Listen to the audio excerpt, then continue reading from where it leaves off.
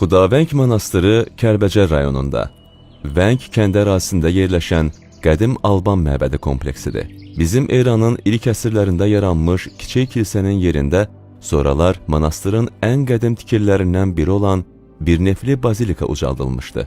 Monastırın əsası 6-7-ci əsrlərdə qoyulmuşdu. Kompleksdə Alban yepiskopunun iqamətgahı və dini maarif mərkəzi fəaliyyət göstərmişdir.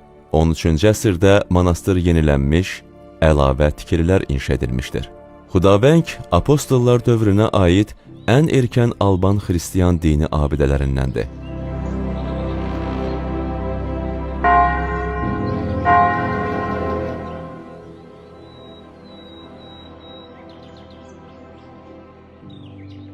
Xudavəng monastırına dini və dünyəvi xarakter daşıyan ondan çox tikililər daxildir. Həmin tikililər müxtəlif tarixi dövrlərdə müxtəlif şəxslərin sifarişi və himayəsi ilə inşa edilmişdir.